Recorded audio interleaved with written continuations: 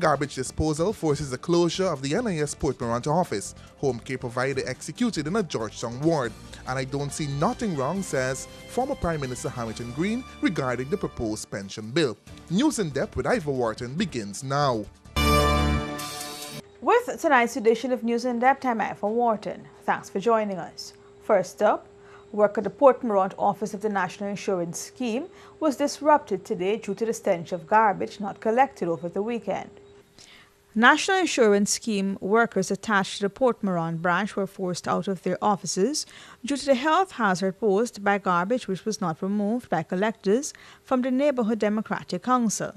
The stench saw the scheme closing its doors early, which affected several significant services offered by NIS to East Berbice residents. The market fall is the garbage truck fall because them come Friday, them come Saturday. We already bag up the garbage and waiting on them until today. The garbage left by vendors from last Saturday's market caused the problems. Some vendors were even forced out of the market and could not ply their trade as a result of their unhealthy surroundings. The vendors are demanding better from the NDC to ensure their livelihoods are not affected. It is unclear if this problem will be remedied by Tuesday or if hundreds of persons will continue to be affected. More news on the other side of this break.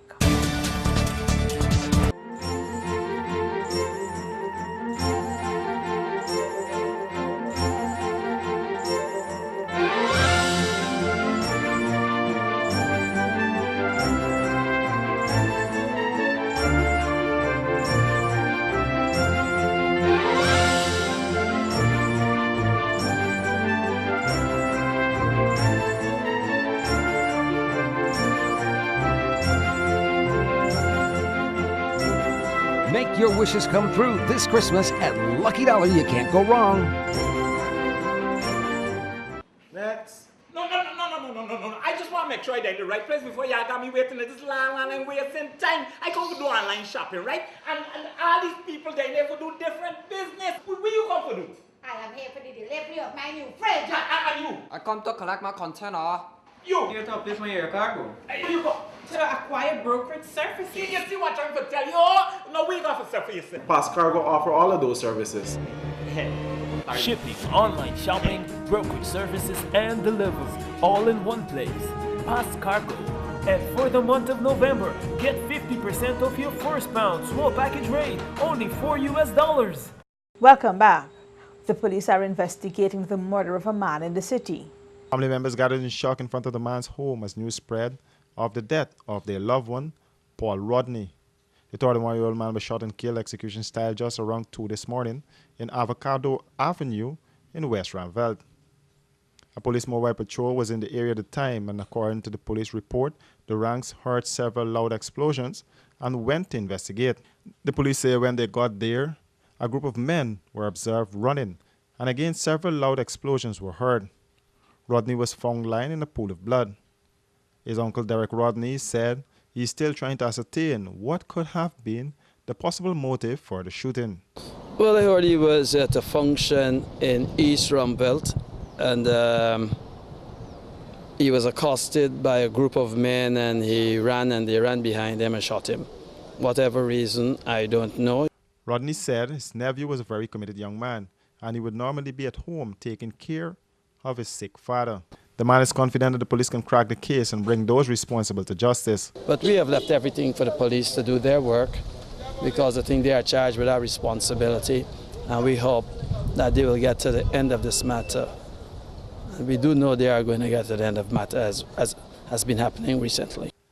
The police recovered several spent shells from a small caliber weapon at the scene of the shooting as they commenced their investigations into the matter.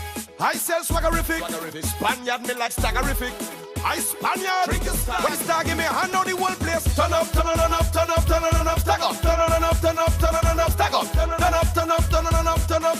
Stag in me hands now. Hand up, hand on, hand up, hand on, stack up. Hand on, hand up, hand on, hand up. Hand up, hand up, stack up, stack up. Tell them no. I don't business if you're not on time. You must always have stag in the line. Well, everybody have a stag in the hand. Where's mine? Staggerman's beer. Add beauty and style to your home for the holidays with windows from Beeson Windows and Doors. Whether you're renovating or building that new home, nothing compares to the class and beauty of Beeson Windows. Engineered by professionals and built to last longer than the competition. Beeson Windows will match any style, shape, and budget. And if we don't have what you want, we can custom make it for you. So visit our showroom today at 1228 New Echoes Industrial Site or BPAT's building on Regent Street. Call 622-4197 or 226-1292. Happy holidays!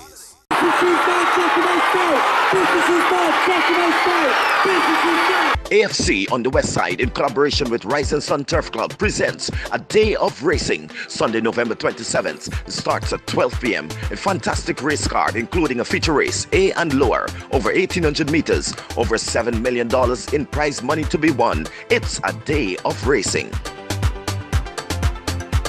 Former Prime Minister Hamilton Green is baffled at calls from a section of society for him not to receive a pension in his capacity as former Prime Minister. Former Mayor Hamilton Green today dismissed concerns raised by the Ghana Human Rights Association and the local Transparency International body over government's move to grant him pension as a former Prime Minister. Green, who now heads the board of the Central Housing and Planning Authority, during a press conference at his Durban Backlands home, said he finds it difficult to understand what is the problem, given that it is expected that provisions are made for prime ministers to receive a pension at the end of their tenure. He also said he does not know why the opposition PPP did not see it fit to include such a provision, rather than just deal with benefits for former presidents. The former mayor said he had made efforts in the past to have the PPP address the issue, but it was never done. What we see happening today is an effort to correct that. It's that perfect, it's not complete, and I expect that the lawmakers will deal with whatever inadequacies remain. But this is something that has been a worry for a long time. And if you get hold of Sam Hines' letter, speak on behalf of the people and the then government, makes it very clear that every government has a responsibility to ensure that the president and prime minister live at a certain level when they demit office. He made a very, very strong plea. The Ghana Human Rights Association said it did not support the plan given that Green acted as Prime Minister during a troubled period in Ghana, while the TGI said it has cronyism written all over it. That's a wrap for this edition of News in Depth. Do join us again tomorrow, same time for another edition.